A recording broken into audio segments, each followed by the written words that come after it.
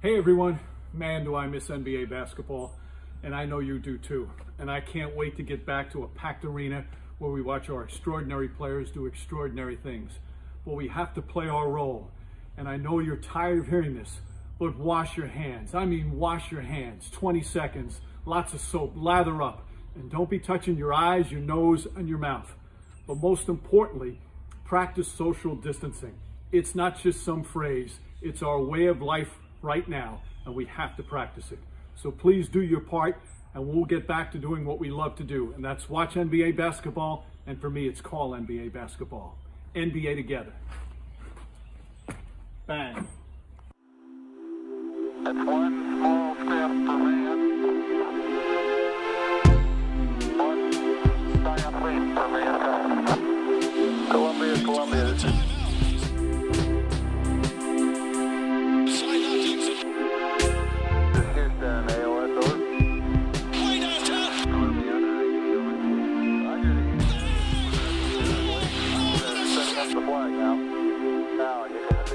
Welcome, everybody, to another episode of the Knicks podcast.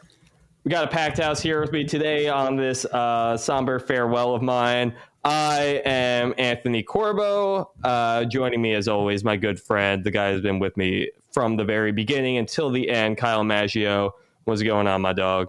You know, hanging in there. We'll get through this pod little by little, I guess. But what's going on?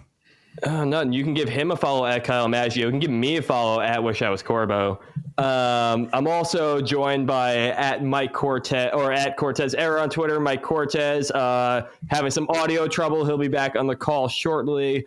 But while we wait for him, two of our longtime friends, associates, just friends of the pod, got Ryan Mead and Greg Kaplan of Blueshirts Breakaway here at Blueshirts Break. They can plug their personal handles. What's going on, my guys? Blueshirts Break is Greg's personal handle. I guess so. Yeah, I can confirm. I look at that specifically like Greg. Yeah, that's Greg. Yeah, and Ryan Mead's me. But what is up, my mans? How you guys doing? Things are good. Things are good. That's a hot take. I know. I was going to say that is kind of a hot take. Yeah. Things are okay. Things are, the new normal. You can give, we're part of the Blue Wire Podcast Network. Check out our sponsor, betonline.ag.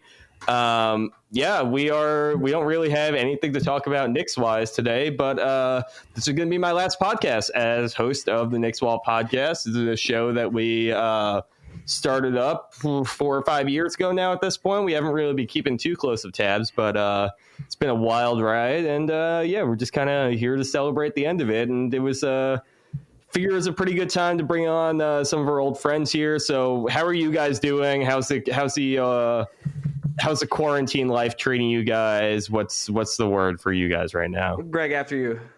Well, it kind of chaotic, honestly. My work schedule, I'm going to go from today was day 7 of being off of work, but tomorrow I'm transitioning back into a work from home life. So I'll be back on the clock. And quite honestly, I'm kind of looking forward to it. I don't know about how you guys are handling it. I've slowly been losing my mind. Just there isn't enough to do that I can do. If this quarantine was happening when it was nice outside, there are things you can do. But like up here in Albany on Monday, I got 4 inches of snow. So it's not even like the outside was an escape anymore.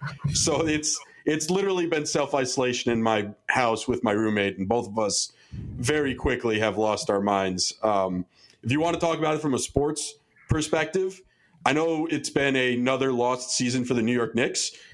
As Ryan and I will tell you guys, we are the hosts of Blueshirts Breakaway, the Athletics New York Rangers podcast. Wow. Shout out to the Athletics.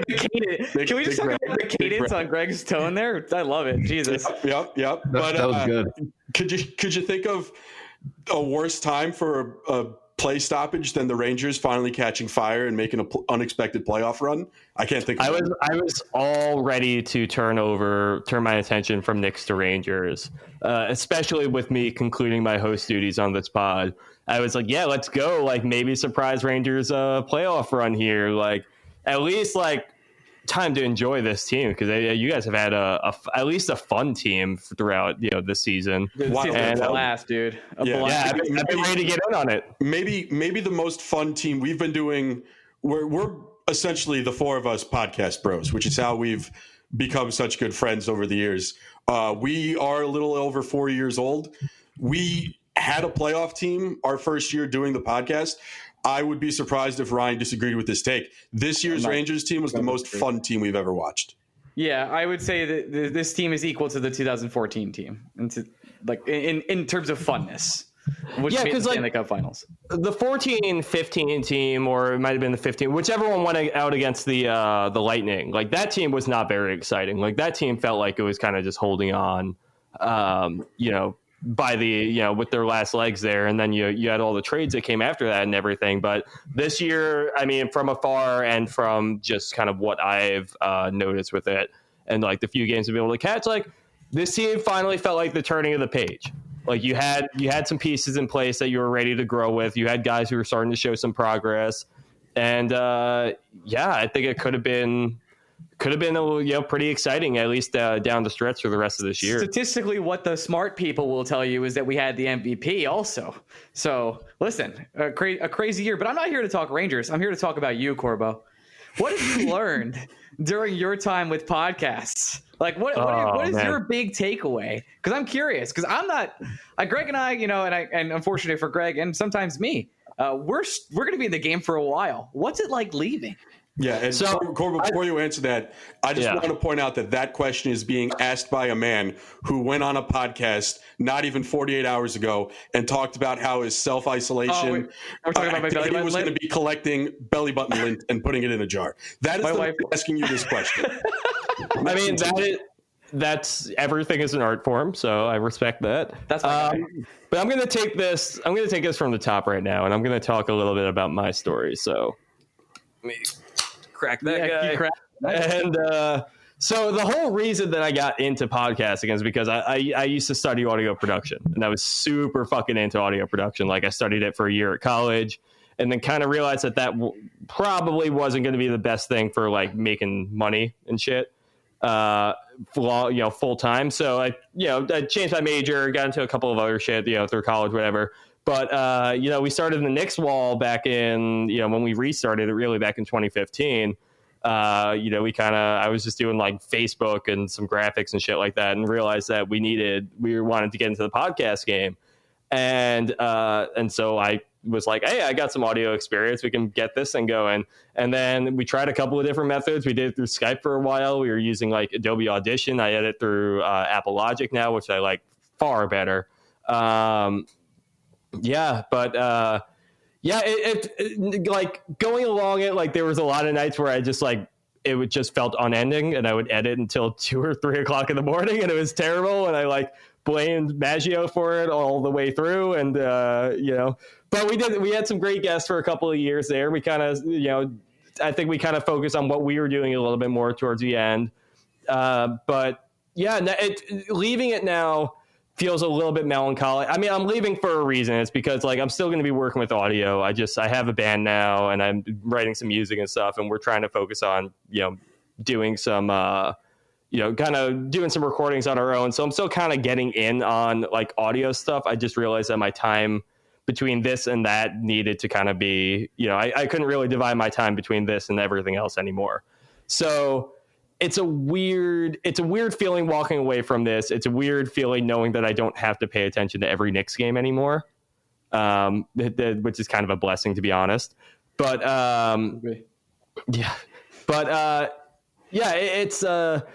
I don't know. It feels like the right time to walk away for me. It feels like the Knicks wall is in a pretty good place, and I think that between Kyle and like our guy Reed Goldsmith running the our managing editor over there, and everyone else on our fantastic management team, like the Knicks wall is going to continue to thrive, and I don't really need to be there to oversee it anymore. So I feel like I'm leaving in a pretty good place, and I'm pretty at peace with it all. To give you the long-winded answer to what you were asking, I'm still waiting for you guys to drop the quarantine app that I assume you're already working on. Just you wait, buddy. Okay. Just you wait, buddy. That's what I'm saying. I need follow-up. something else to do. Do you Shout think out to Ryan Gray, man. That dude just works so hard. do you Greg, think if the Knicks had one season that was fun, or Well, that's the playoffs? problem, man. Like, dog, man. We started this thing. Like, I'll tell you this. So my first day of doing the Knicks wall with Ryan Punzelon, our former editor in chief, kind of restarted the site, and you know, it was the night that Kristaps Porzingis got drafted. So the 2015 draft, June, whatever that was, and I was hanging out in my living room with my dad, and we're watching the draft, and we're both talking about how much we would love it for Karl Anthony Towns to get drafted by the Knicks. And then I'm just like sitting there. I have like a cracked version of Adobe, CS6 Photoshop on my computer. And, I just see like a post from this stray Knicks wall account that has a couple hundred followers or whatever. That said, we need, and this is like an account that had been deactivated for a while and just brought back and whatever, and was asking for some graphic help. So I reached out and I was like, yeah, I'll love to make a little Kristaps Porzingis, or I'd love to make a graphic for whoever gets drafted. Mm-hmm. And I was working on a Jahlil Okafor one for a while. And then, all of a sudden I got a DM from the Knicks wall account that was like, no, switch gears. I'm hearing Porzingis now. And then I made one for Porzingis, and that was my first day at the Knicks wall. And then we kind of like built it out from there and everything. But yeah, things have just been a weird like journey. And like, so obviously you had the beginning of the KP years, which were like kind of exciting, his rookie season, everything like that. Everyone was hyped, even going to like year 2, you had the whole Melo, and like, I don't think any of us ever at the Knicks wall really were all that hyped about Derrick Rose coming over, personally and otherwise. But, and then we had to go through like the Carmelo getting traded thing. And then last year, with the Porzingis trade, I was so hopeful that this year was going to be, back when we were getting around that like December 2018, January 2019 period, when it was like, all right, we're hearing some things like Durant is probably going to be a Knick. And we're hearing all this shit, and it's like in stone, and we're all hyped over here because we're just like, finally.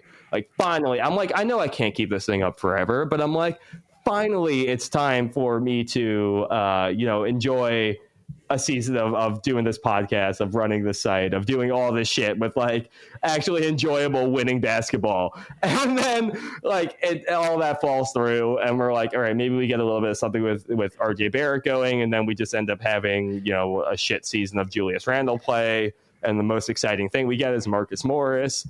And then the whole season gets taken away at the very end. So, I think the universe is telling me it's time to put it's time to put the microphone down for a little bit. No, but about the Durant stuff too, like that was kind of the icing on a very distasteful cake for me, because it was like we pretty much did get told some pretty explicit stuff, about what was going to happen. And, not that you ever, should ever just trust any one source like that. But depending on who it is, sometimes it feels good. It feels like good information. So anyway, you hear certain things, and then it's like, all right, well, I've always been like, even though I heard it, I'll wait and see. You don't want to get my hopes up. You can listen all those pods. I was just like, I'm rooting for it. I hope it happens, but I'll believe when I see it. And then, but even still, like a little part of you always thinks like, well, if you got that information, maybe it is true. And then to see how that summer went, even you could still make the argument of, okay, he's going to be 32 with the Achilles injury coming off of it. They would have to sign him for 4 years. He's going to be 36 at the end of it. Like, is that really a good deal for the Knicks? Like, I understand you can make some arguments, right? Kyrie isn't exactly the most healthy player. And you can make your arguments about him as a teammate.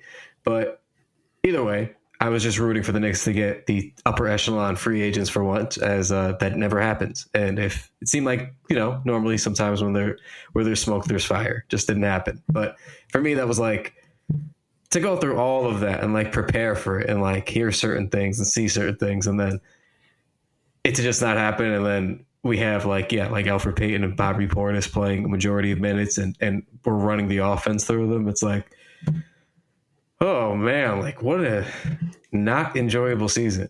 Like, yeah, I don't know though, Mags. If what I've heard and what I've read is it's always year 2 of Wayne Ellington that you want to be heavily involved in. Well, the good news, and to talk about what Greg is talking about here, is at least you missed out on Zion and John Morant, but like, oh, never mind. It's all good. it's just the night and day difference that exists between the New York Rangers and the New York Knicks is highlighted through Kevin Durant because yeah, and like just to cut you off for 1 second, now I'm going to let you get back to that point. But like, you realize, I think we've done like 3 or 4 episodes with you guys hopping on at this point, and that line has come up literally on every single one. The night and day difference between the Knicks and the Rangers. I just wish that would be a little different for once. Yeah, but it's funny because every Knick fan I knew was convinced that Kevin Durant was coming, and I was one of them. I was right there with him. I was like, "There's no possibility where Durant doesn't come." And you look at the Rangers. We had gotten tipped off literally a year before that Artemi Panarin wanted to come to New York. And he was the number 1 free agent, the number 1 guy. Everyone in the NHL wanted him. I do remember you guys talking about him a lot. Yeah, I remember that parallel very explicitly. But the funny thing is, it got to a point where we had been hearing it so much that we just stopped believing it, and you could feel it leading up to the July 1st free agency day, where every Range fan was like, "Oh man, really just hope he doesn't go to the Islanders. He's probably going to Florida. He wants to play with Bobrovsky forever. Blah blah blah. He's the big." That Panther thing was fucking weird to me. Yeah, and then but it's just Durant literally goes to Brooklyn, and Panarin looks at the New York Islanders, who offered him more money than the Rangers did, and just goes, "No, thank you. I'm signing with the Rangers for less money." And it's just that doesn't happen with the Knicks. It doesn't. Took $1 million less to play on the Ranger team, which, by the way, not the better team. Like the Islanders are the better team currently as constructed. Yep. And he was like, "You know what? Now I'm going to play at MSG. I'm good." I will say that like. My my favorite things to come out of the sports this year has been Artemi Panarin and Mika Zibanejad. Oh, like I've just been like, I mean, I really haven't gotten the chance to watch too many games live, but I've watched a lot of those Mika goals when he was on that hot streak, and just how his season went this year. Good Lord, I am just like, he is literally my computer desktop background right now. So I was gonna say 2 things. First of all, going back to the missing out on Zion and Ja comment, very valid, and it hurts me very deeply. I will say, in fairness someone has to defend my son RJ Barrett to a degree here. He's actually been solid. I think the field goal, I don't want to go too heavy on Knicks for a moment because I have another thing I want to follow this up with that is a Rangers thing, and I'm very excited to get my take off. That was a take that I already had on Twitter, but I want to say it to you guys in here. Yeah, anyway, we'll talk plenty of Knicks in a little bit. We got Mike coming back, and we have John coming out. But so yeah, RJ Barrett has actually been a good defender at the NBA level at age 19. He's strong as shit, which is excellent.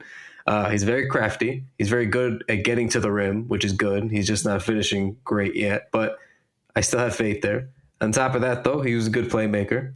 He's a very good rebounding guard already. So he checking a lot of boxes. I mean, we got a little bit of work to go with the shooting, but in fairness, great news. That's all wonderful. I've watched John Morant. I know. Listen, and I know. You can't be happy that Dolan checked his or cashed his lottery check on the Rangers and got Kako instead of Morant.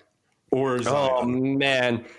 Kako, I have such high hopes for, man. Like, but I want a struggle of a first year. But yeah, go on, Maggio. Panarin has been a lot of fun to watch in my first year of serious fandom. So this was a take I got off on Twitter. Not really a take, but just wanted to get that off on this pod. Was like he made this just very, very fun the entire year. Watching a very smart player like that, it made my because this team was very fun, like you guys said. I haven't watched enough teams in recent years to have a opinion on this being like a funnest team for me. This is like really the only I would watch them every year when they're in the playoffs. It was just very, casual. I didn't really care. But since many of the listeners here are probably NBA guys and not NHL guys, so I'm gonna try and compare Panarin to someone basketball related. and think of that kind of player coming to the Knicks.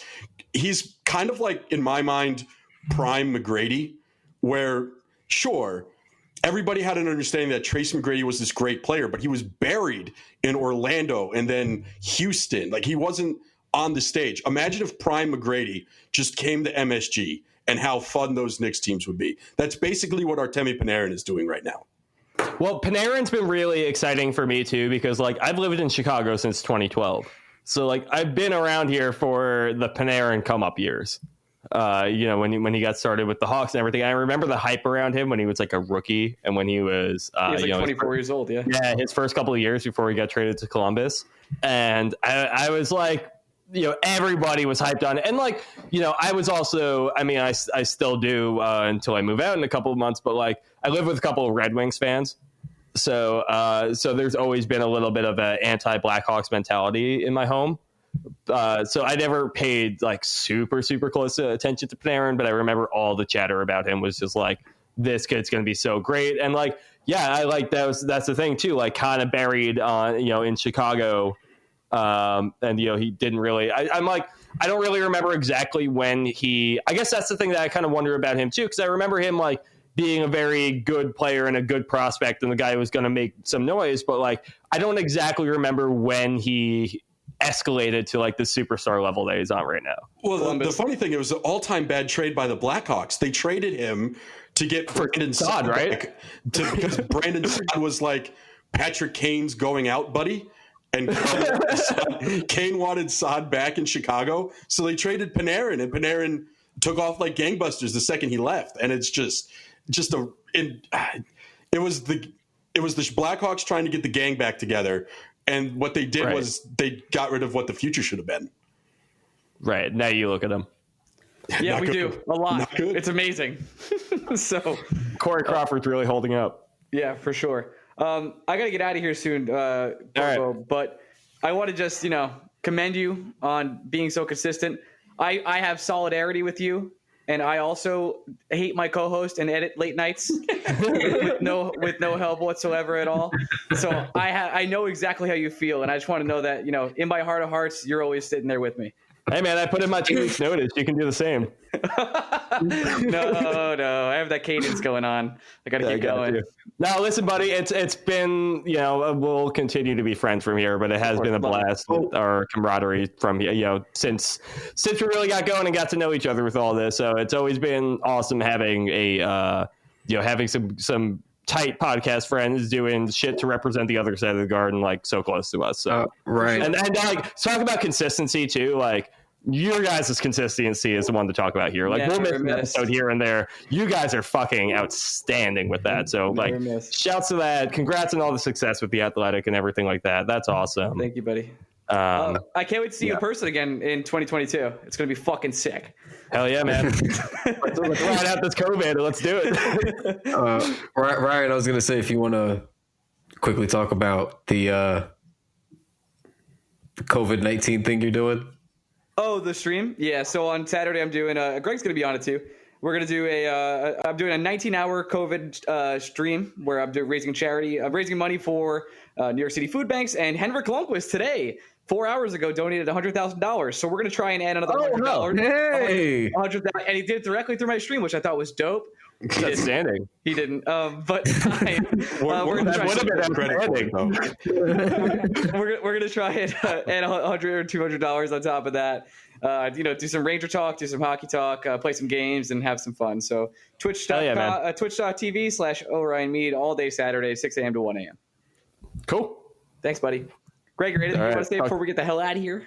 Corbs, man, gonna miss you on the airwaves, bud. It's been really fun getting to know you guys through just the podcasting community, and even more fun listening to you guys on a weekly basis. Just because you're retiring from podcasts doesn't mean whenever we do a live show, if you guys aren't there and we're not talking Knicks and Rangers, it's going to be really depressing. So keep coming out. We'll keep hanging. We'll keep doing it. If we're ever allowed to leave our homes again, we'll keep doing it. Right. Safely. That's the kicker. Yeah. I honestly, the big reason why I want to get out of my house is one of these days I need to make it out to Danbury, Connecticut to see if Maggio can actually ball or if he just looks the part. Streets are saying it's true, my friend. That's what I've been wondering this whole time too. Yeah, but I mean, Greg, the same things I echo to Ryan. You know, they echo to you as well. Just I won't forget that the gin mill when we all got up there was a total blast, and would love to do that again sometime. Would love to just be at the next live show you guys do. So yeah, as soon as things clear up, I'm looking forward to seeing you all again. Yeah, of course. We'll talk to you guys soon. Take it easy, guys. With no NBA, NHL, or MLB, you might be thinking there's nothing to bet on, but you'd be wrong. Our exclusive partner still has hundreds of sports, events, and games to wager on, or let them bring Vegas to you with online casino and blackjack. All open 24 hours a day and all online, including a $750,000 poker series. If you're into props and entertainment betting, you can still bet on Survivor, Big Brother, American Idol, stock prices, and even the weather. Visit their website and join today to receive a 100% welcome bonus with your first deposit. Be sure to use promo code BlueWire. Bet online, your online wagering experts. So we're gonna hop back into some Knicks right here. We got Mike Cortez back with us. I wanted to kind of take it from a place of I want to celebrate some good times right now. I just want to talk about some of the highlights of our Knicks watching at this point. This is my last little show here. I want us to just talk about the things with the Knicks that make us happy. So I will say the play that makes me the most happiest, the one that's been ingrained in my memory the most, is from the 2012-13 season. It was when you had J.R. Smith intercepting the steal from Charlie Villanueva, and he takes it up the court, throws the lob to Iman Shumpert, who immediately returns the favor, throws it back to J.R. Smith, and he slams that shit down.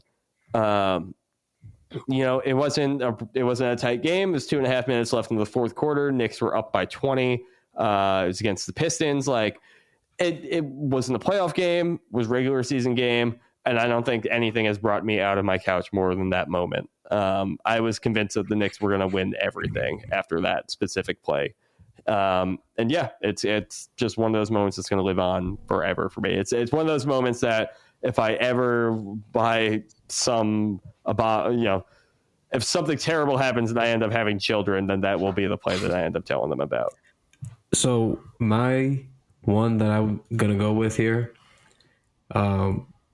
because so first of all, I'd like to say that we all know what my answer would be, because for the 10,000th time, I would tell the story in this podcast. So we all know my top moment that I'd like to share with you all is the Melo Bulls regular season game in OT when he went off for 45, and I was there at the game. It was amazing. So anyway, but my moment I actually want to bring up that I wanted to discuss quickly was right after we got Melo, right after the trade had happened, when we played Memphis, and in Memphis, and he hit the game winner, and it was very, very good. It was a nice. I think he had Tony Allen on him. Yep. Right. Yep. Cooked him buckets, and for me it was like, okay, we were all very excited about obviously getting Carmelo Anthony. You know what I mean? But like for me, that moment was more like, oh, so we finally got the superstar, and he's playing like a superstar, like immediately, like we finally got him, and immediately it's paying dividends. He's a top defender in the league at the time, Tony Allen. Cooks him, game. Just shook him. Little jab step, pull up, killed him. Screaming at the Grizzlies bench, beautiful. I mean, it was good, man. It felt like finally, like we finally got somebody here. Like, oh, like yeah. For me, that was like the initial. Wasn't that his first one with us? That was either that or the first game that he hit over Granger. It was either one of those. Oh yeah, the Granger. Oh, that was a good one. I love that. I hate Danny Granger. I always did. Nothing against him. He just has that face that you hate. Yes, those early Melo games are forever going to be underrated. Those early, like after the trade games, are always just going to be like. I'll never forgive Jared Jeffries for pulling a Kenny, whatever the hell that guy, Charles Smith, underneath. just get swatted seven times. All right, let's talk about this because like I remember that game very clearly. I remember going to the schoolyard with some people after that game and putting up some hoops and like talking to them about it. And I remember not blaming Jared Jeffries very much at the time. I was like, you know what? Like he did have defenders on him. He had an easy kick out, but it was kind of hard to see when you only have a couple of seconds left down there. Like, man, like I get it. Like he choked, he for sure did. There's no getting around that. But like, I don't know. That's a higher pressure situation. I could see it. Like I can't pin because for me, like the Knicks' bad luck starts at that moment right there. For everything we've experienced up to this point starts with that moment of Jared Jeffries being underneath the rim and getting stopped there. But I don't know if I can pin all of the last 9 years. I think it was before him. that, because if you remember, Amari tweaks his back doing a dunk in the fucking pregame. Oh, that's right. Yeah. It was game 2. It was right before game 2, wasn't it? I think it was game 1. Yeah. Or was it game 1? It was game 1, right? Hurt too, I think. I can't remember the specifics, but I'm pretty sure Billups got hurt. We got rocked with point guards for a couple of years in a row. We amnesty him. You got to be shitting me. We had Billups go down, and then we had Baron Davis go down the next year after that, and like you had Lynn go down too right before that, and you had like the hope of the franchise like resting in and out of Tony Douglas's hands. And then, you had Felton come back again, too. And then, he was just Raymond Felton. But, but just the injury luck alone to have, like Billups get hurt. And then, the very next year, you lose Lynn before the playoffs. And then, Baron Davis' body just implodes on itself, as soon as he gets to the playoffs again. It's just... Even Shumpert tore his ACL. Shumpert tore his ACL, you had... it was really a bummer. You know what was another really good game? When the Nuggets came to town, I think in 2012 or 2011, and Gallo and Melo dueled at MSG. Yup. I was just thinking. I thought you were going to say that. Yeah. Totally. Wait, were Gallo on the Knicks or no? When Gallo was on the Nuggets, and this is like just post-trade. Gallo came out. Fucking big balls at MSG, just dueling with Melo. And he had that crazy dunk, right? Yeah, Melo's going up. Melo went right back at him the entire game, just the two of them, the whole game. At the end of the game, Melo hits a shot over him. Just, unbelievable. Just peak basketball, man. Peak theatrics. It was great. Gallo was probably the most heartbreaking one to see go. I feel like right as he got traded, he was finally starting to turn into a decent player, or more than a decent player, rather. I love Gallinari that year. I liked him most of the time. That year for me was a big turning point. I had Watson Knicks and like the Knicks before then, but that 2010-11 team was when I first started loving the Knicks. And and it was just seeing Gallo go like that was heartbreaking to me. I was convinced that Landry Fields is going to be the next great shooting guard of the NBA. And they kept him out of the deal because he was doing so well. Right, dude. How about that? Landry Fields was the piece. I remember specifically having a take that I sent to some friends of mine back in the day. That was it was. I think there was a certain point where the trade was being discussed that it was just going to be. It's going to be Wilson Chandler and a first round pick for Melo. That was going to be the construct of the deal. That was man, I don't know about letting Chandler go. Stop. For Carmelo Anthony? Yeah, but I was uneducated, man. I didn't know how good Melo was at the time, I love Wilson too. Yeah, that whole trade kind of sucked. I really wish there was another place. That was one of the most chemistry-driven teams I think I've ever seen.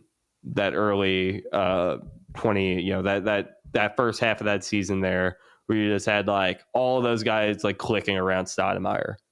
Yeah, there was a moment in time I thought Raymond Felton was an all-star. That's sad to say. And to be honest, there was a lot of good players in the East at that time, but to be honest, he warranted consideration. He has a legitimate, even in hindsight, has a legitimate argument Yeah. during He was that year. like 17 and a half and like 9.5 or something like that. Too. Yeah. I mean, that's not nothing, man. I mean, that's not. I'm not gonna say that's a elite maybe, but I mean that's very good at worst. You know what I mean? And he was hitting threes too. I mean, that was nice having a point guard that could hit some threes anyway. And I mean, I don't remember the percentage offhand, but I just remember him hitting enough of them. And him with the pick and roll with Amari was bread and butter day one.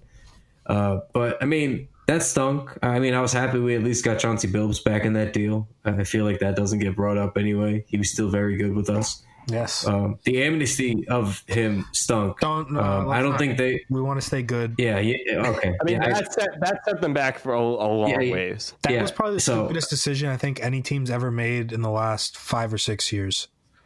Honestly.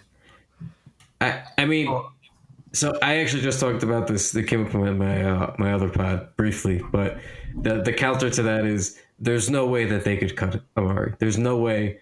Being the Knicks, who finally got a star to come, he was the first one who came and embraced it. There's just no way the Knicks could have cut him. Like, there's just no way. Okay, that's fine. Now, here's my thing. They didn't have. They picked up. People forget they picked up the option on Billups, and then amnestied him. Right, that's the big problem. Are you kidding me? Yeah. Yes. Right, and they amnestied them to sign Chandler, which was a good idea at the time. I didn't but mind like Chandler, that was fine. I mean, yeah, he was Defensive Player of the Year with us. So I mean, I had no problems with. Yeah. It being for Chandler. I mean, how could you? I mean, the only Tyson Chandler issue, might have been the most successful thing of that whole era to come out of it. Like Tyson Chandler's time with the Knicks might have been like the thing we can look back on in hindsight the most fondly of that whole time period. And JR too, honestly. Like I've been thinking, like we're talking about good moments. There are a lot of good JR moments that I just thought of just because, this whole week we've been talking about like old Knicks teams and old Knicks games, just finding clips. And I just noticed JR had so many fucking moments, man. He had the salsa dance game winner, like. Yeah. Can we really quick? I just want to hit you with Raymond Felton's stats during his time as a Knick in 2010-11. 54 games played. He averaged 17.1 points per game, 9.0 assists per game. 3.6 rebounds. He had 1.8 steals too. Like he was like his box score stats were picking it up, man. Like. He didn't shoot very well from three, like almost 33%, but like fairly average. He didn't have a great field goal percentage or anything, but like he was like cooking for that team. And then when he went to Denver, even after that, in like 21 games he played after that, like his scoring and his assists went down to 11.5 and 6.5, but like he shot 46% for the rest of the year at Denver. So from three, that is. So real quick. Yeah. Another good one. The first game after the lockout. Oh yeah, is that the one with against the Heat? The Celtics at MSG. Yeah. I can't remember that game for some reason. The Knicks won. Was that on Christmas? I think that was a Christmas game. On Christmas, yeah. Because that was the first day of lockout. Yes. Yeah. Okay. Never mind. And Melo went. Because I remember listening to that game, the first half of that game, on the way to Westchester to go to my aunt's house for Christmas, and I was like rushing them up to fucking their place. And I mean, the Celtics had the lead, in the fourth. The Knicks came back. Good game. The Knicks ended up winning. A Knicks miss was had. It was terrific. Back when we could at least have some kind of fun. So, Knicks Christmas used to be so stressful, man. That was like always a time when you were traveling to your family's house. Mm-hmm. Every time. Totally. And they would always have the noon game. Yeah, that's why I was like, I would always be in the car for the end of the game. I hated it. No, that's why I was thrilled about them not getting a Christmas game this year. I was just like, I don't want to miss half of it. I don't want to have the anxiety about missing half of it. I'll miss whatever the other shitty 12 o'clock game is, so I can get going. We were the host house, so I never had to worry about getting ready. Lucky bastard. So, can I give you? Wait, hold on a second. Can I give you this 2011-12 Knicks roster? Yeah, go ahead. Carmelo Anthony, Ronaldo Balkman. Hey. Hell yeah. The return. Balkman's second time with the Knicks in 5 years. Mike Bibby, Tyson Chandler, Baron Davis, Tony Douglas, Landry Fields, Dan Gadzuric for a minute there. Josh Jorts Harrelson. Jared Jeffries. Jerome Jordan, who I'm pretty sure everyone was convinced was going to be the next Ewing for a second. Jeremy Lin, Steve Novak, God bless his heart. Iman Shumpert. This was Shumpert when he first started bringing the flat top around. J.R. Smith, I love Amari Shump. Stoudemire, and Henry Bill Walker. I love Shump. Bill Walker's probably my favorite irrelevant Knick of all time. Yeah. Bill Walker and also Roger Mason Jr. And Sean Williams. Sean Williams. Henry Bill Walker. Yeah, Sean Williams. Sean with an E. Yeah. Sean had the ratchet. Yeah, but on the corner, he was absolutely automatic on the corners.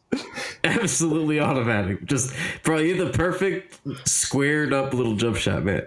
Wow, I'm watching these level highlights, and they're just playing the New Jersey Nets. Woof.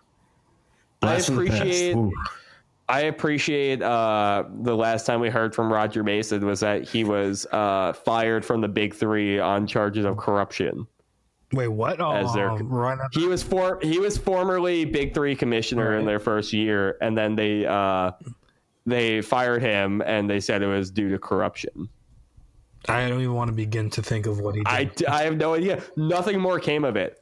But the reason why I loved Roger Mason Jr. so much was mostly just for the call that Mike Olszewski would give him whenever he hit a three or he hit a basket at all. It was like, Roger Mason Jr. I'll never not. So I'm gonna go through a couple of rosters here at this point, and we can stop and talk about a couple of players as we get along here. 2012-13, Carmelo Anthony, Earl Barron for a second there, Ronnie Brewer, man. How long did Ronnie Brewer play after this? Like 2 games, I want to say. Maybe 11. 2 to 11 games, that range. Ronnie Brewer played. Damn, he was 27 that year with us. So he played 47. He played 46 games with us that year. What? Yeah, he started for a lot of the season. Not gonna lie. Oh yeah, I remember. Yeah. No, he started for a lot of because that's when they finally moved Bell to the 4. I'm not gonna lie to you guys. I really liked Ronnie Brewer. I thought that was a really I thought he was gonna be really good. And yeah, he last played in 2014. I can't believe that's insane. Yeah, dude, he started 34 games. He was a starter for the Bulls for a long time, no? Yeah. Well, no, I don't think he started. I'm looking at it right now. So he played 2 years in Chicago, and he started 43 games with the Bulls. So. Wait, do we get Corey Brewer too, and then cut him right away? Maybe that's what I'm confusing. Yeah, you're thinking of Corey Brewer, okay. who didn't play a game. We're talking Ronnie Brewer. Yeah, Corey Brewer came over, I think, in the Melo trade. Yeah, that's why I was saying he only had. Yeah. Okay. Oh, okay. Yeah, I'm looking at him now. Yeah. But yeah, Ronnie Brewer started at the 3 for us for a while in 20 because that's when we had Melo at the 4. And Amare was hurt, and he eventually came off the bench for the rest of that season, whatever. But Brewer did not play very much, but he did play one final game in Chicago in 2014, so that's cool. All right, so going back through this roster, we had Ronnie Brewer, Marcus Camby, Tyson Chandler, Chris Copeland, the phenom of that season, Chris Copeland. Jersey. I remember being so upset when he signed with the Pacers after that season. And I was just being very happy after 6 games of him playing with the Pacers that we did not pay him that contract. Raymond Felton, Solomon Jones, who I do not remember whatsoever. Jason Kidd, Kenyon Martin, Kmart as a Knick was a sight to behold.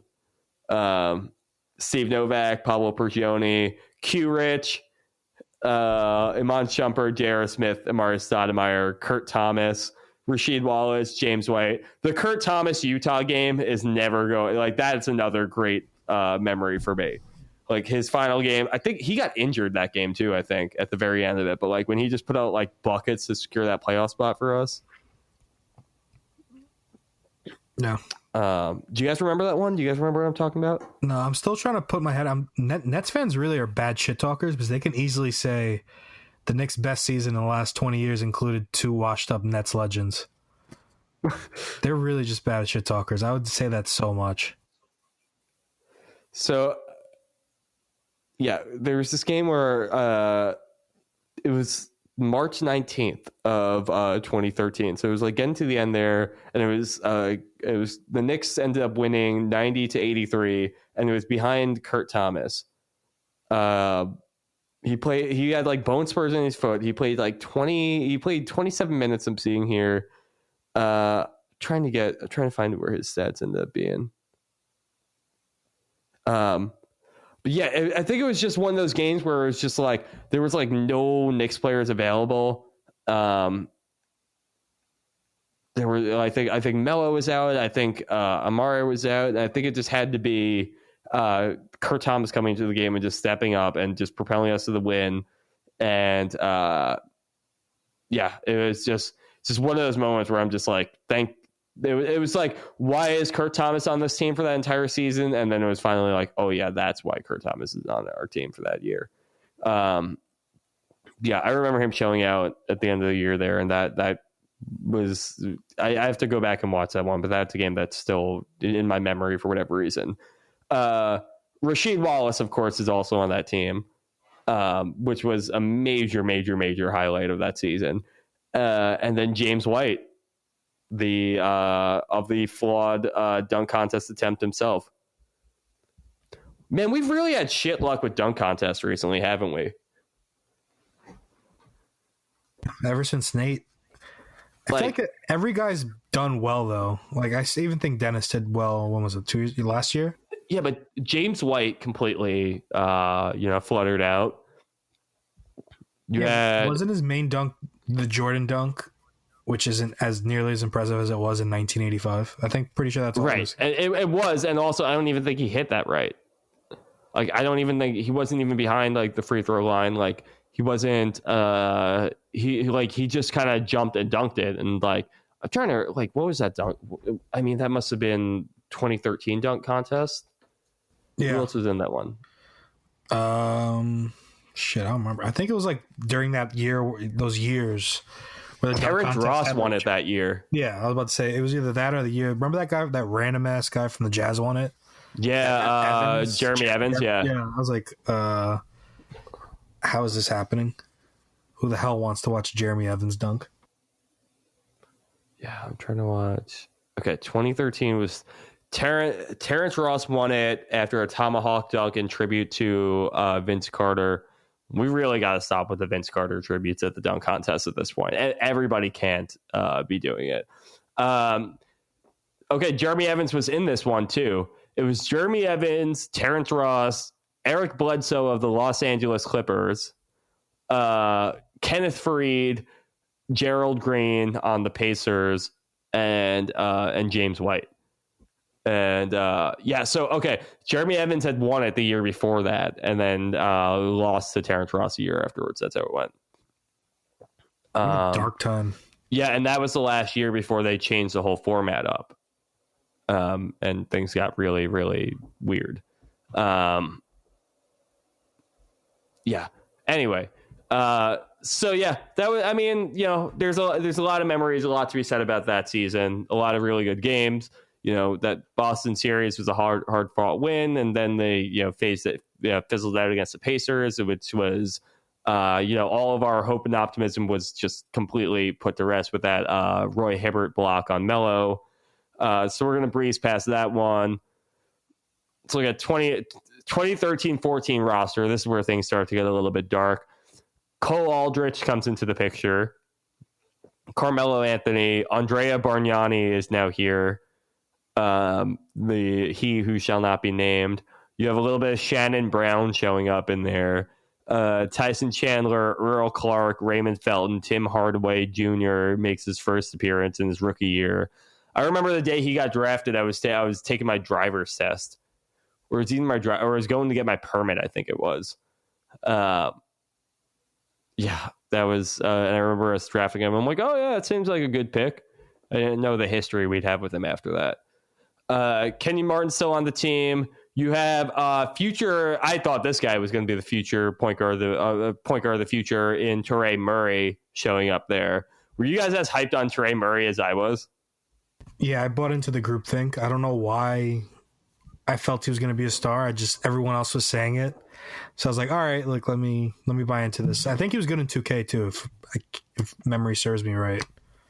But yeah, that was a brief. moment. I mean, he was impressive, but like relative to expectations, like I was like, I didn't expect anything from him, and then he proved to be a pretty solid contributor for a little period of time. So that was impressive. Yep. But like, I didn't think star or anything. I was more like, oh, okay, we got another piece here, but I didn't think much more of it. And then he wasn't even consistent enough. So my Knicks takes like before and after joining the Knicks wall are just like wildly different. Like becoming informed on basketball at that point made such a difference in how I view players. But so you have Terray Murray, you still have Pablo Prigioni hanging on. You got Iman Shumpert hanging on for a bit. You got Chris Smith here this year. This is the first day that we see the legendary Chris Smith show up. You have J.R. Smith there as well. You got Amare hanging out. Jeremy Tyler, who again was supposed to be a future Ewing. Beno Udrih, and Meta World Peace is here. I don't remember anything of Meta World Peace's tenure as a Knick. Like I remember him being there, but I don't remember anything about him being here.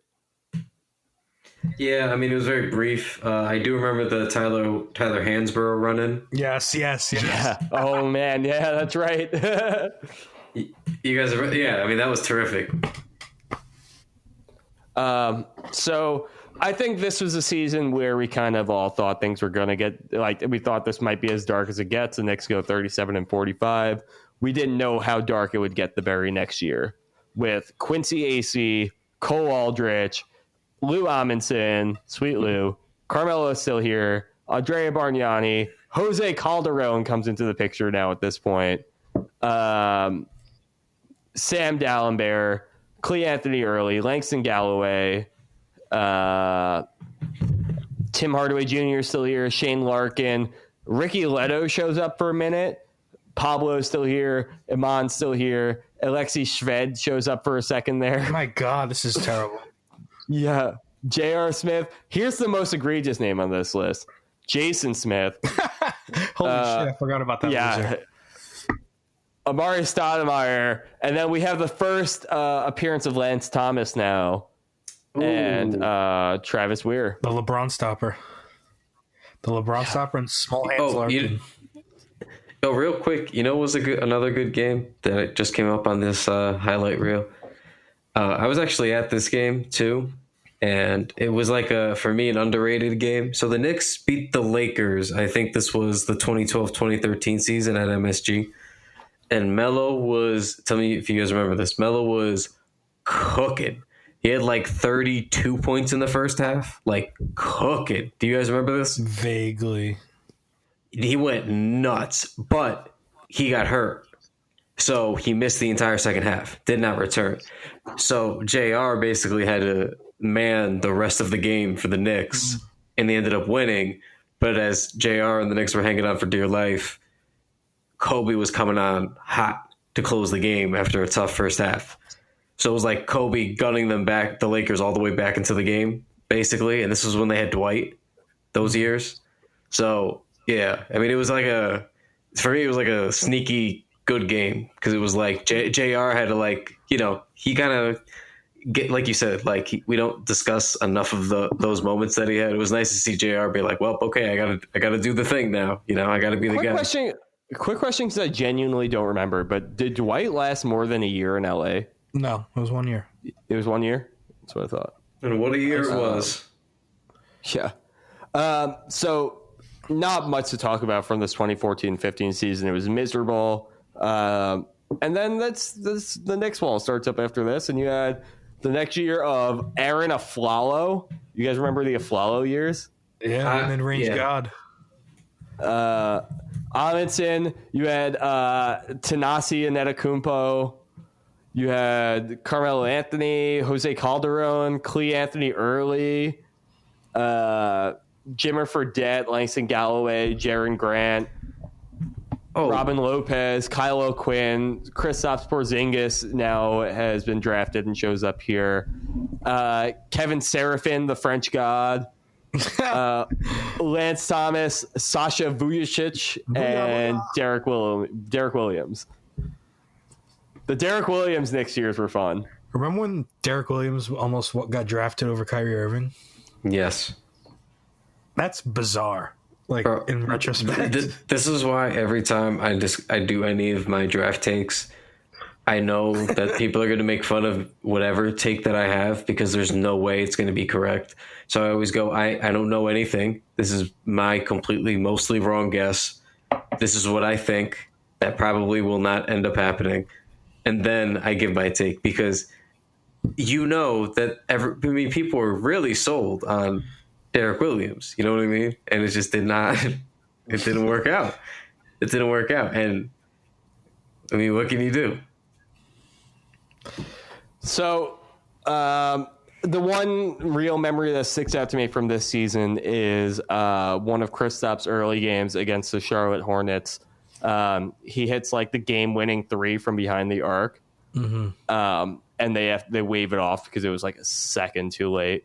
And I feel like just about every like big name Knick that has signed with us, in their first season basically has had a 3-pointer waved off at the buzzer in the fourth quarter that would have won the game. Like Amari had this happen too in his first year. Yeah, that's exactly what it reminded me of. Yeah. It was Amari had that one waved off, and it was that Kristaps one. Like I have a video of it. I remember like of me and a friend of mine like freaking out watching that. But that's a memory. That's man. Yeah. People aren't going to want to talk about it yet, but yeah. Well, we will. By the way, that was also the season that Derek Fisher was fired and Kurt Rambis took over for the last half of the year. Who did Derek Fisher? He smashed someone's girlfriend. Matt Barnes. Well, no, on the Knicks. I believe I don't remember. I don't remember. Allegedly, I don't remember offhand. This is nothing. This is a hunch and a guess without any research or Googling. I think it had something to do with Tim Hardaway Jr.'s and Clay Anthony Early's girlfriends. I don't remember if it was one He's or both picking of on them. the rookies. He's a cheeky guy. He's picking on the young dudes. Yeah, he's a psycho. The 2016-17 roster is where things really start to get interesting now. You have Carmelo Anthony, Ron Baker, first appearance of Ron Baker, Billy Hernan-Gomez, Justin Holiday, Brandon Jennings, Mindaugas Kuzminskis. Kuz. Yeah. Courtney Lee, Maurice Endor, the Knicks savior. Fuck him. Joakim Noah, Kyle O'Quinn, Marshall Plumlee, Kristaps Porzingis, Chasen Randall, whatever we're going to do with that. Derrick Rose, Lance Thomas, Sasha Vujacic. Man, so this roster had like a lot of bright spots I remember being excited for and a lot of holes too. So this team, I remember this was the super team. This was the super team that we talked about. So okay. So obviously at this point we knew KP was at least pretty good or about to be. We didn't maybe know how good, obviously, but we knew Melo was still good, you know? So at that point we knew those two things and we knew those guys needed help. I liked them. In theory, I liked what they were doing with getting Derrick Rose. I wouldn't say I loved the trade or loved acquiring Derrick Rose. I'm saying like from a basketball perspective, I understood like, all right, like you're trying to buy low on a guy who's now like worked back in, you know, a former superstar, former MVP who's worked himself back in the trade for Rose. I think it was Justin Holiday and a pick. It really wasn't. It really wasn't wild. Like for me, that was a perfectly reasonable price. Like for me, it made sense. You know, I was like, all right, like they're trying to give Melo a chance. They're trying to get him somebody, and they're trying to kind of buy low on someone to see if it pays off, basically. And you give Melo a chance with another star again. So I kind of understood it.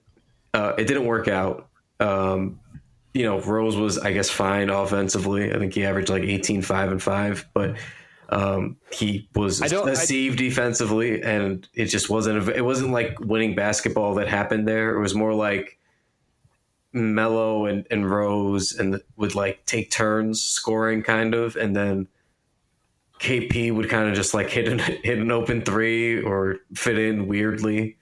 It just didn't make sense. It didn't make sense after that. But so we got a pick in that trade. Yeah.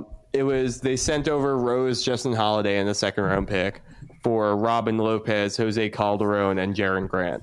Oh yeah, I don't mind that. Yeah, I didn't mind that at all. Because Jaren Grant still had some value at that time. Like, I think that the Bulls are kind of looking at him as a potential like rotation player for the future. But I didn't even mind that because no offense, he stunk. He really was. No, I know. That's what I'm saying. Like he was stunk at that time. But he was brutal. So like I didn't mind trading him at all. And then no offense, like Robin Lopez, who I love tremendously as a human and basketball player, but no offense, but like you could always find like a serviceable big on the market. So like losing one via trade to me is not a big deal, as much as I think he's a good, important basketball player I like to have for winning basketball. In hindsight, they could have kept Robin Lopez and sent somebody else out and then never signed Joakim Noah. And then maybe that little team of Derrick Rose, Robin Lopez, Melo, KP, maybe that works out into being something passable. Okay. I think that was the hope. They were basically a healthy, competent Noah at 75% away from being like an all right team. And I think they never got that. It was just Melo, Derrick Rose, a baby KP, and then they didn't really figure out the rest. And then they couldn't put it together. But Knicks ended up drafting Dotson with that pick. Hey, all right, that's not that bad. I mean, it would be nice if we actually played Dotson, but that's a whole other. But was KP too small to play center that year? Because I feel like if you just sign a power forward instead of Noah, or even a small forward, so Melo's at the 4, there's a completely different team. He was too small, and we can't forget that KP was still doing the thing that he didn't want to play center. So I mean, that was still going on. I'm still angry. It was starting to be his team at that point, so they weren't going to ruffle those feathers. I'm still angriest about the KP trade for the sole reason that earlier that season when I went to media day, I specifically asked him to his face, are you going to play center this year? Like, is that a thing that you would consider doing as you work back from the injury and kind of work on your game and maybe change things up or add things to it? Do you think that that's a better spot for you now so you don't have to do so much moving around in the perimeter? And he said, remember the last couple of years they asked him that same question. And he said, no, I really like being a power forward. So like that year he was really open to it. He's like, whatever makes sense, whatever, like, Fizdale had come in and, whatever he wanted to do, basically he would do. And, if he needed to play the 5 and that was a lineup he needed to fit into, then so be it, if it makes sense. He's like, if it's working for the team, basically. So like he seemed open to it at least. I don't know if he was going along with it and then was going to revert. I don't know. But at least for the first time, he had publicly acknowledged that he wanted or at least was open to playing the 5. I'm now pissed that we didn't get to see that because now in Dallas, they're doing that with him at the 5. And obviously, and it's working, obviously it's now having tremendous results. So yeah. So they end up blowing that team up. And it culminates in the trade of Carmelo Anthony, and we get into the 2017-18 season now, where we have Ron Baker, Michael Beasley. Yep. What was the GOAT in New York? The GOAT in New York. Yep. Trey Burke, Damian Dotson, Tim Hardaway makes his return to the Knicks. Billy Hernangomez is still here. Isaiah Hicks is here for a sec. Jarrett Jack. Yeah, Westchester legend. Jarrett Jack is here for that whole thing. An important developmental year for Jarrett Jack. It is his 13th year in the league. Enes Kanter makes an appearance here. Luke Cornett shows up. Mindaugas Kuzminskis is still here. Courtney Lee's here. Doug McDermott, Emmanuel Mudiay was acquired at the end of that last season, or I think he's acquired at the end of this season. Joakim Noah is still here. Frank Ntilikina, Kyle O'Quinn, Kristaps Porzingis, Ramon Sessions is here too. Remember we tried that for a minute. Lance Thomas, and then the guy that I remember Matt Spendley specifically being very upset that when we let this guy go, Troy Williams. Yeah, I wrote a piece the day he got cut saying the Knicks should give him like a more involved role, and literally I think he got cut like an hour after I posted. I was just like, wow, this is I felt so bad. So this is the beginning of the rebuild that we didn't think we were going to have to go through again, but we all thought it'd be worth it so we could put another piece around Kristaps Porzingis. And then we get to the 2018-19 season, which inevitably we end up seeing as the trade for Kristaps Porzingis, where the trade that, the year that Kristaps Porzingis was traded away. And this roster is, we have Kadeem Allen making his appearance here, showing up, another Westchester legend, or really Knicks two-way player legend. Ron Baker, Trey Burke is here for a bit, Damian Dotson, Henry Ellenson. Remember when we picked him up and everyone was like, well, it's basically like getting a first-round pick. That's always what it is, right? Oh, every time. It's basically this. This guy got drafted 6th overall once upon a time. He has to be good. You got Billy Garrett from Chicago's own DePaul, who I don't think ever ended up playing a game for the Knicks. Tim Hardaway Jr., Mario Hezonja, Isaiah Hicks, John Jenkins, DeAndre Jordan, Enes Kanter, Kevin Knox, Luke Cornett, Courtney Lee, Wesley Matthews, who comes over in that Kristaps Porzingis trade. Frank Ntilikina, Mitchell Robinson is here now. Dennis Smith shows up. Lance Thomas, Alonzo Trier gets drafted or gets undrafted and signed with us, and the guy that we were all kind of holding our hopes on to solidify one position for us at least, and we thought that maybe he could be a long-term starter, rotation player for us, Noah Vonleh. We can be short-sighted as a fan base, I've come to notice. Yeah. This is why I always try to tell people that I dislike being right often, but normally whatever we think about these players, like whatever the majority of fans is feeling about a player, like it's not true a lot of the times. We overrate our guys a lot of times. It's just you gotta stop, man. Like, yeah, this is we always do this. Like, remember that when we signed Mario Hezonja and people were angry, livid, that we didn't get him on a team option because what if he has a breakout year and then we can't sign him again? Right. Are you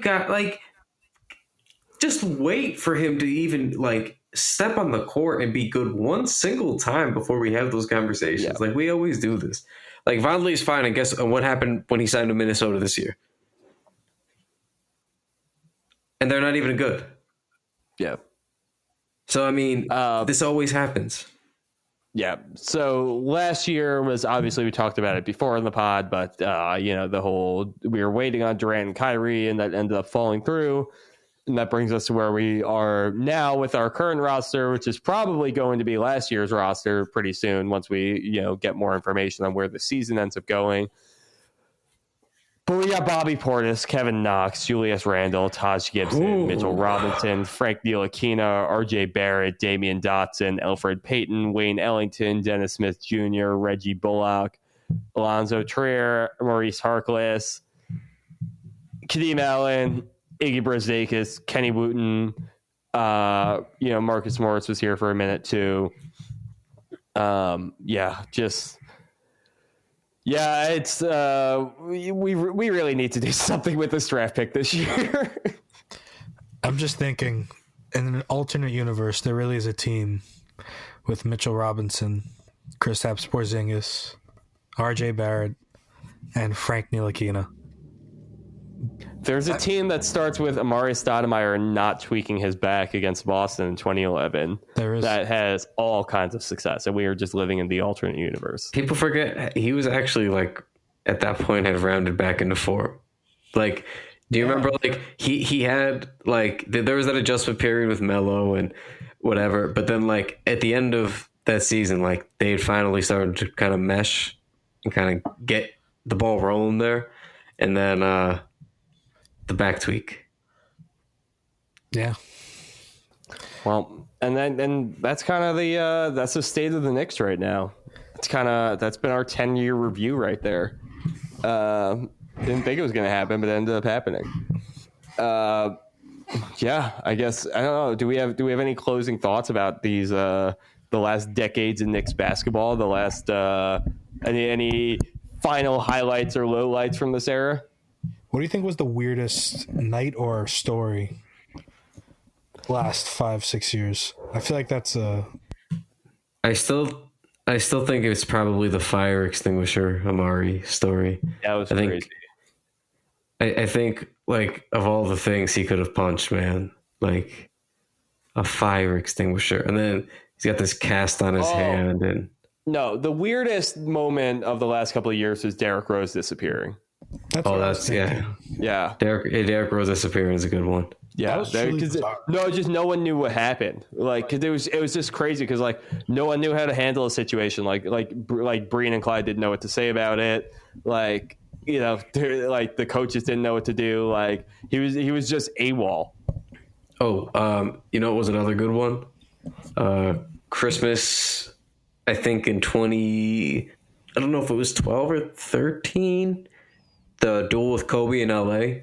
Mm-hmm. Yeah. That was a good moment. Yeah. That was another one, and I love those orange jerseys, man. I didn't hate those orange jerseys. Right? Yeah. Wait, which are the Christmas oranges? It's an orange on orange. Oh, those were fucking egregious. Are you kidding me? What? Those ones are ugly as shit, man. Wow. I like the blue one orange way more than I like those oranges. Yeah, the 0-13 jerseys. Yeah, that I wish they didn't suck so badly in those jerseys because I thought those jerseys were actually kind of hype. I'm telling you, look back at the Christmas ones. You'll find the newfound. I don't like anything about those style of jerseys though. I don't because those ones had sleeves on it too, right? No. These were the sleeve. It was the year Miami Heat played the Thunder. So these are the monochrome ones they were doing, right? Yeah. These aren't terrible, but I still don't like them very much. To me, those ones look like just an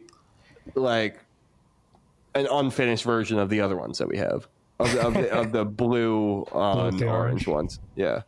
But yeah, I think the worst ones we've had. Oh God, we need honestly at some point I'm gonna come back here and Kyle and I are gonna do another Jersey pod that no one can listen to. We did that a couple of years ago where we just ranked that. No one listened to it, so we didn't. What was the number one? Just so. I think we were Blazers. Yeah, we were ranking United. Teams jerseys, so we weren't even ranking Knicks jerseys. But it was Knicks jerseys. It was Blazers. Yeah, we were a united front.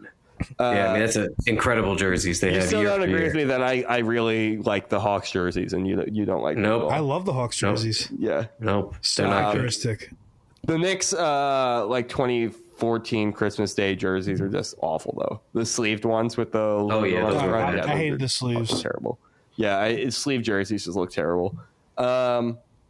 What about in Melo's 62-point game when he hit the half-court shot to beat the halftime That's buzzer? when I knew it was a wrap. Like something like when it's like, all right, this guy's having a great half, and he hit that. I was like, all right, he might actually do something crazy tonight. I didn't think he was going to get 60, or 62. I mean, it was the Bobcats, but I don't care. I don't give a shit. Braun got 61 against them too. It still counts. It was like that same week, I believe. Yep. Or 2 weeks after. I was like, he tried to one up him. I remember that because I was on vacation a couple weeks after that, and it happened then. I just found a starter Knicks hockey jersey, and I'm bookmarking that right now. Yeah, and it's not even like an old one; it's a new one. Anyway, so I think that's pretty much going to wrap it up for us here then. Before we wrap up tonight, obviously the biggest thank you to anybody for, personally for me, goes out to all of our fans out there, everyone who's listened, everyone who's taken the time to chat with me on Twitter, anytime we've done a mailbag, sent in some questions, anytime people are listening, anytime people are reviewing, anytime people are just, to just giving us a little bit of their time. I really, really appreciate that. And really appreciate all of you too. So thank you guys from the bottom of my heart for listening for all this time. It's going to be really surreal and weird to be walking away from this for a period of time. But the other thank you goes out to my co-hosts, the guys who are with me right now, Kyle and Mike, all the other guys too who have been had a part in this podcast over time. Matt Spendley was here for a long time too, now at SNY. Really appreciate the time that he put in here. We've had a lot of great guests over the time. We've had just great people at the Knicks wall too. I mean, everyone over there, like, shout out to all those guys, everyone who's on the staff now, everyone who's come through, like, everyone brought a little bit of something new, and everyone's kind of a little bit responsible for the site still sticking around at this point. So big kudos to Ryan Punzalan too, who is a guy who kind of brought me into the site, good friend of mine, been there all the time with him, but was around for the long run. Our former editor-in-chief, man, fucking really hype. Shout out to, Reed Goldsmith's been there the whole time. Shout out to guys like Bailey Carlin, all the rest of everyone else on our staff. Like we have too many people to name off everybody, but just, all from the OGs to the guys who are there now, like, I'm just stoked to have had this opportunity. So, real somber send off here, but I'm glad we're getting through it. I'm glad that we're at the end, that we're getting to the end of this road. It's been a good time. So I'm excited to leave things where they are. And just my final note though, we did do this from the beginning, not just the podcast, the website. So, you mentioned a lot of people have come and gone since we've been here. And currently there's 30-ish people in that Slack that we have right now. And we've generally had a pretty high amount of people in there. So just think about like the turnover we've had year to year and how many people have come and gone. Like from what was a 4 or 5 person email thread, trying to pick up the pieces during the end of that tank year to, end up with Kristaps basically and kind of restart from there and go from there. And it's been a ride, man. Not just with the team, but building our little business here and our little show and trying to carve out a lane and avenue and some listeners that for whatever reason, a pretty decent amount of you guys keep coming back for more. So we obviously appreciate it, but just being able to do that with somebody for, weekly, most weeks, apologies the couple times we missed out, but it's tough, but to do that week in and week out and have that repetition and, the ability to do that with somebody, but it was nice. It's been a good ride. Enjoyed it from the beginning when Ryan asked us to test doing a podcast together. And, I've enjoyed it ever since. I've enjoyed, asking where the fuck Derrick Rose went. I've enjoyed talking about, what we're going to do to recover from, Kristaps Porzingis' ACL. I've enjoyed pulling over on my way back from my shitty accounting job, in the pitch black on the side of the road with Spotty service to do an emergency podcast with you on this show, and just talk about that trade. So it's been a good time, man. It's been a good time. We have had some wild recording moments. We have had some crazy times, and I have obviously never made it easy with the dogs barking in the background and the clock that's currently above me right now, and all the other little bits and pieces. But sincerely, from the bottom of my heart, thank you for putting up with it. Thank you for doing the show with me, and thanks for being my friend and my co-host. Of course, man. Yeah, but it's kind of weird. I guess that's pretty much the send off here. So, thanks again, everybody, for listening. And usually I say we'll talk to y'all next week, but I'll talk to y'all on Twitter, and we're gonna leave it at that. So, talk to y'all there. Mead underneath you.